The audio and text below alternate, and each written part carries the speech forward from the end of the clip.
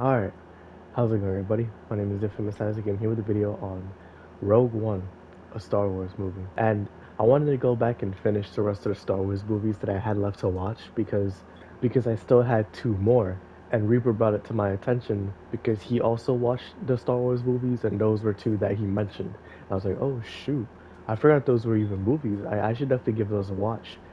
And after having watched so much Marvel, I decided why not give Star Wars one last hurrah because I only have two more movies left. But for right now, these are the last two movies that I have to watch.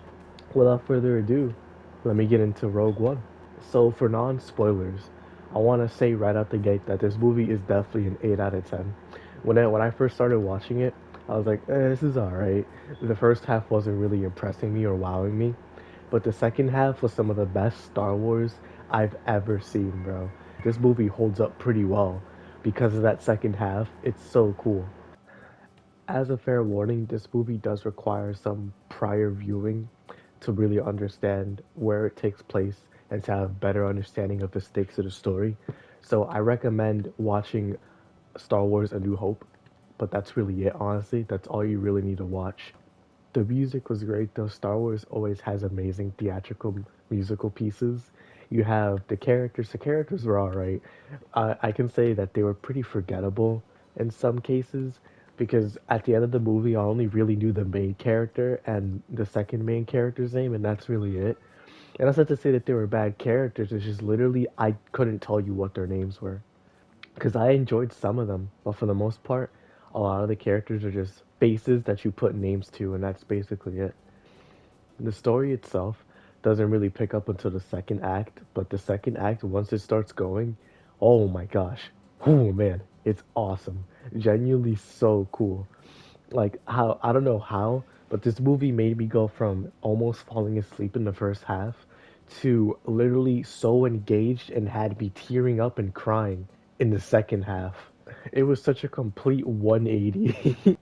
The action and the CGI in this movie, amazing, top notch. Some of the best CGI and action I've seen in a Star Wars movie, period. Honestly, like, besides maybe the prequel trilogy, but that's for its own reason. This was like, seeing this with live action, man, you would have thought it was a fever dream, bro. It was so crazy. I can't imagine being from the 80s when the sequels were coming out and then seeing this in 2016. It's like, bro, I lived to see this happen in my lifetime. That is so crazy. But again, this movie is definitely an 8 out of 10. I was gonna give it a 6 if the movie kept on going the way that it was going. But if you want any advice, don't judge a book by its cover. Stick with the movie, even if the first half is a little boring. To me, it wasn't bad, it was just not engaging enough to keep me going. But luckily, the second half pulled through. So if you're struggling to keep going, pull through because of the second act. Because man, let me tell you, you're gonna want to see that.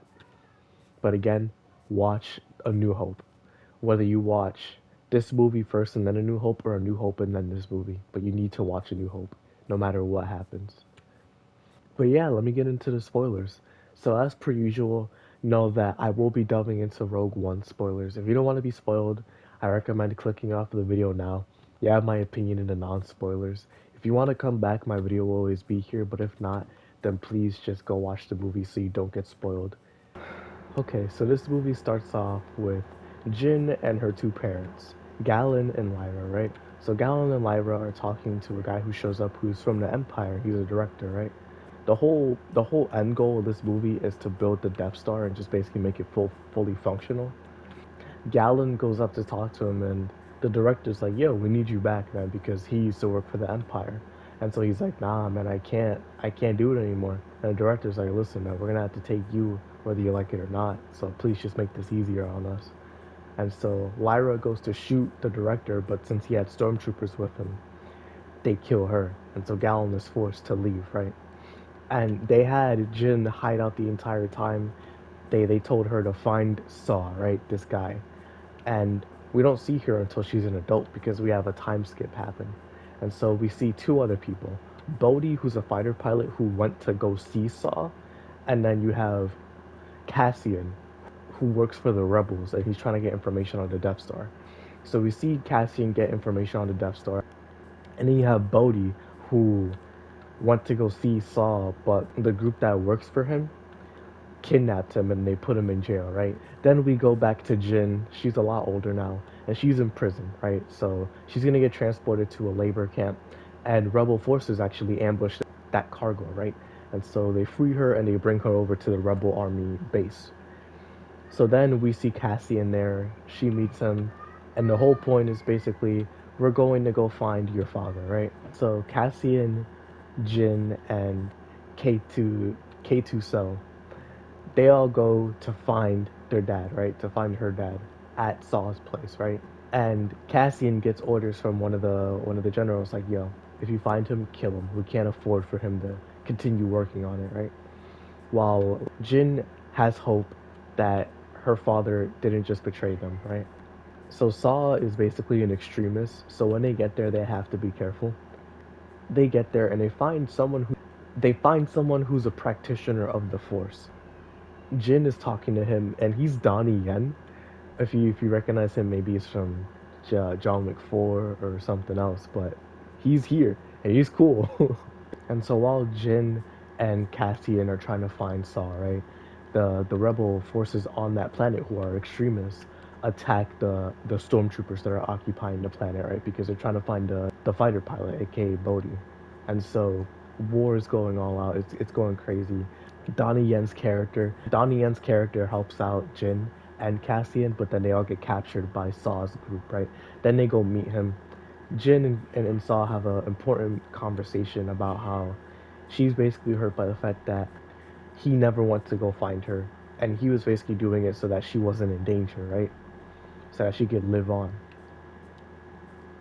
Well, on the other hand, you have Cassian, who's with Donnie Yen and his friend, who was with him during that battle. He's just a crazy, like, machine gun toting guy, and he's not like crazy, but it's more like he's just skilled. He's really cracked. It turns out that Bodhi is literally in the next cell, right next to them, right? Saw shows Jin a message from her father. And the message was basically like, hey, listen, I put a self destruct device on the Death Star. Get these plans to the Rebel Alliance. And know that if you're my daughter watching this, I love you, Stardust. And so it emotionally gets her. And she's just like, all right, well, my father told me to do this, so I'm a full time rebel now. On the Death Star, we have the director, and he's basically getting orders like, "Yo, we need to test this thing out now, so we know that it's real." And so the director's like, "All right, well, let's test it out on this planet here, since there's an insurrection going on, and it's the planet that they're currently on." And so they all start escaping as soon as the main city that they were on was blown up. They get on the ship, leave Saw behind because he decides to stay, and they just dip, right? So the characters on the ship are K Tuso, you have Cassian, you have Jin, you have Donnie Yen and his friend, and you have Bodhi, right? Now that they're on the ship, they decide to go over to the planet where her father's at, and they plan on bringing him back alive. And then meanwhile, you have a director who goes over to that planet too to find out who leaked the information to the fighter pilot, right? So we have a convergence right now. Cassian gets off of the ship and he's just basically like, yo, me and Bodhi are gonna go find this guy and we're gonna bring him back, right? But in reality, Cassian's planning on killing him because it's a direct order. And Jin, suspecting that there's some foul play amok, she decides to go, but on a different route. And then Donnie Yen and his friend, they decide to go as well, but on a different route too. So K2 is basically left here like, all right, well, I guess I'm on the ship then. Jin is on direct path to seeing her father. You have Cassian who's on sniper lookout trying to see where her father is at, and you have Donnie Yen who's basically going to provide fire support because the force is letting him basically kind of predict events that are going to happen, or at least maybe get visions of them, so he knows what's going to happen, or at least to some extent. So the director goes to talk to Galen, and he's basically like, all right, who did it? Who leaked the information? And they're about to execute all the engineers. And then Galen steps up and he's like, it was me. I was the one who did it. They shoot the engineer. They're talking to Galen and all that still. And Cassian is about to take the shot, but then he backs out of it last second because he can't do it. Rebel Alliance ships coming through because they didn't get any message from Cassian. And the reason was because the ship crashed when they landed on that planet. So they went to go execute the mission themselves, but the only thing they did was mess up the mission entirely. So Galen is dying. Jin goes to talk to him, and he's basically like, "I'm so glad I got to see you one last time, Stardust. I love you." And like he dies in her arms, so she's just distraught, right? So Cassian goes to save her. Donnie Yen and his friend are all providing cover fire, and they go back onto another ship that was there for them, right? And so now they go back to the Rebel Alliance base, and they're basically like, "What do we do? We have plans here. We have schematics. So how do we move forward?" And half of the rebels wants to fight, Jin being one of them, and another half doesn't because they don't have enough to go off of, right? So Jin basically decides like, "Hey, I'm gonna basically go by myself. I don't care what these people think." And Cassian is like, all right, I'll go with you. And Jin, one day boarded the ship before they went back to the rebel base, was like, you were planning to kill my father. And he was like, yeah, but I didn't. It was an order. I regret everything that I've done. But if it wasn't for the rebel cause, I wouldn't have done it in the first place. I'll do it for them. I will keep doing it for them. And so he's backing her now in the present, and they get a small group of soldiers, and they go over to the final part of the movie. So this is where the Battle of Scar Reef happens. And this is like on some Genosis type stuff, bro. Except this is way more unfair. Way less fair. So basically, the rebels show up and they're here to. So that's the whole goal.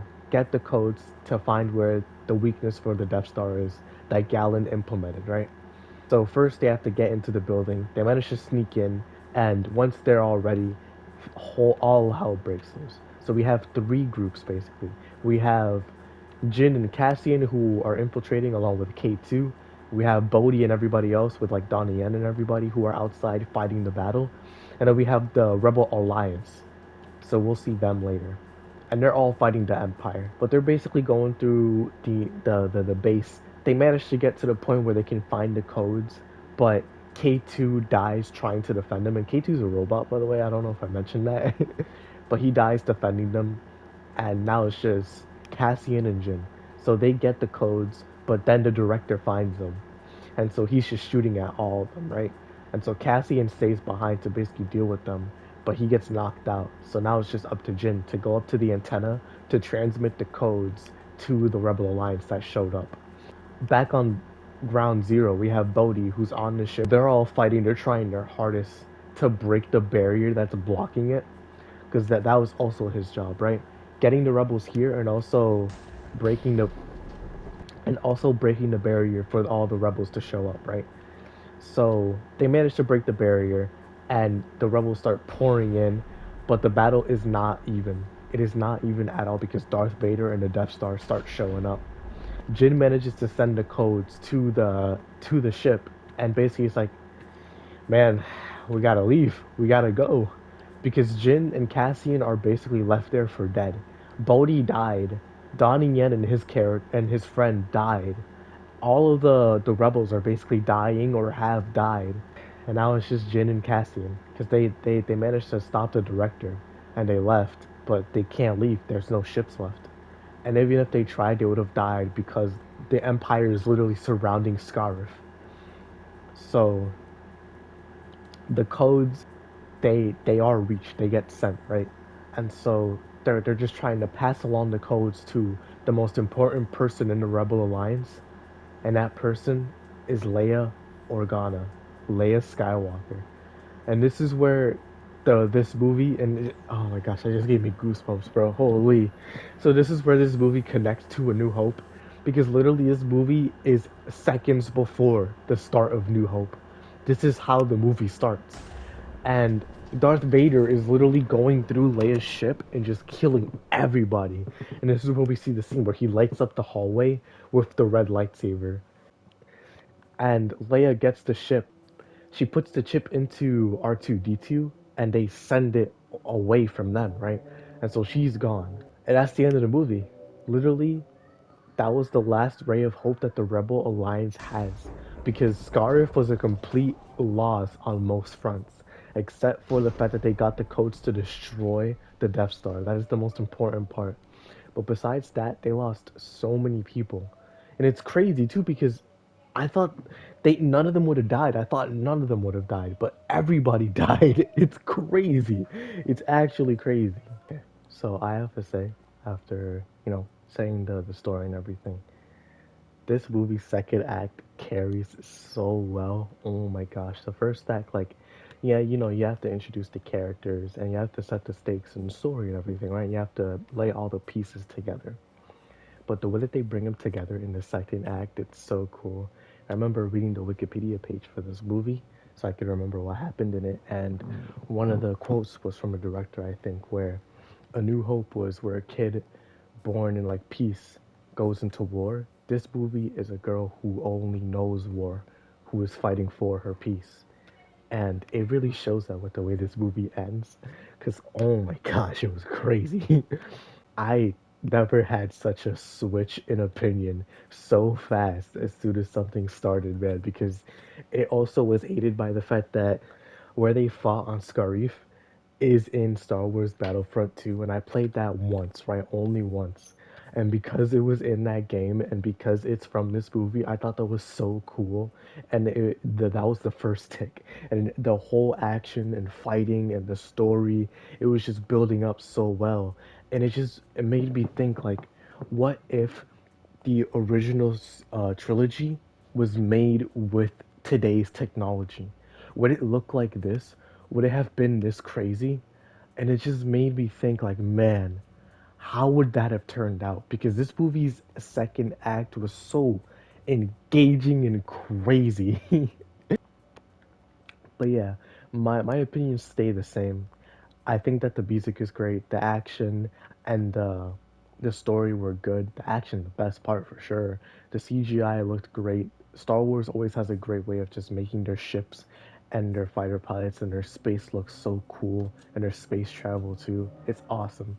And then the planets on this movie looked pretty diverse and pretty different from each other. So I thought that was cool as well. It just felt different and the solar system felt alive too. Darth Vader was crazy as he always is, and the final scene in the movie is probably the best scene in the movie because of how it connects to the story. And the people that wrote this movie did a really good job, honestly.